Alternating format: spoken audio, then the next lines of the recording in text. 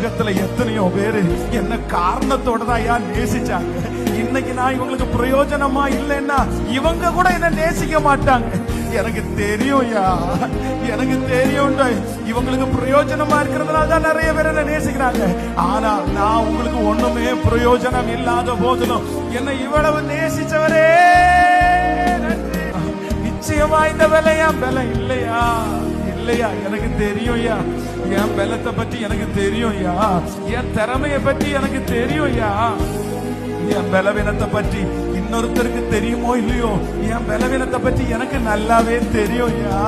இந்த பலன் முழுக்க முழுக்க உங்க பலனையா, இந்த கிருபை முழுக்க முழுக்க உங்களுடையதுப்பா. நான் இவ்வளவு தூரம் இருக்கிறதுக்கு காரணம் உங்க அன்பை தவிர வேற ஒண்ணுமே இல்லையா.